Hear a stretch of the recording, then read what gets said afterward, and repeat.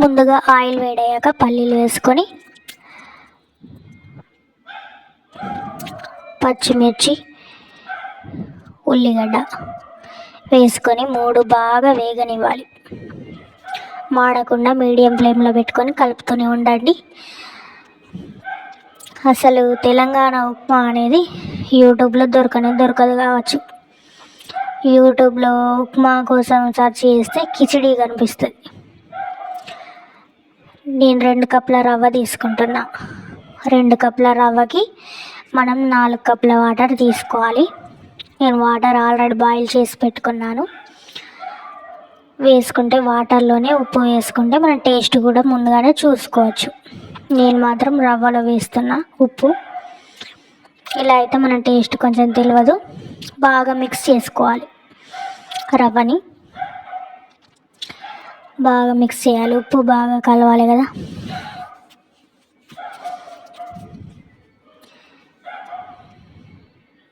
చూసినరా oil ఎట్లుందో ఎక్కువ. కొంచెం ఆయిల్ ఎక్కువ ఉంటేనే ఉప్మా మంచిగా ఉంటుంది. ఆయిల్ ఎక్కువ ఉండాలి, కొన్ని వాటర్ కూడా ఎక్కువ ఉండాలి. అప్పుడే ఉప్మా చాలా బాగుంటుంది టేస్ట్. మన ఫంక్షన్స్లో చేస్తారు కదా అట్లా ఉంటుంది. ఆయిల్ ఎక్కువ ఉండాలి, వాటర్ కూడా కొంచెం ఎక్కువ ఉండాలి. ఇప్పుడు 2కి 4 పోస్తాం కదా, 5 పోసుకున్నా ఏం కాదు, బాగుంటుంది టేస్ట్. ఆల్రెడీ బాయిల్ చేసుకున్న వాటర్, అందుకే ఇట్లా విట్టర్లా తీసాను, తొందరగా అవుతుందని. పచ్చిమిర్చి ఉల్లిగడ్డ కోసుకునే వరకు నీళ్ళు కాగబెట్టుకోవాలి. 4 కప్పుల వాటర్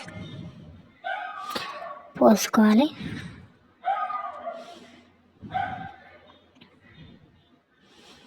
నేను కొన్ని తక్కువ పోసిన వాటి 4.5 కప్పుల వాటర్ పోసుకున్నా.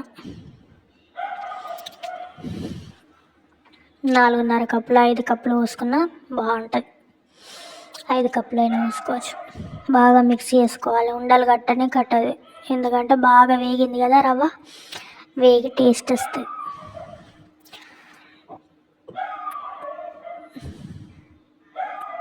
మళ్ళీ ఒకసారి మూత తీసి మంచిగా కలుపుకోవాలి. మంచిగా కలుపుకొని బాగా ఉండలు లేకుండా మంచిగా మిక్స్ చేయండి. చూసిండ్రు కదా ఉండలు లేకుండా ఎట్లా కనిపిస్తుందో. ఉప్మా అంటే కిచిడి చేయొద్దు. ఉప్మా అంటే ఉప్మా లాగానే తినాలి.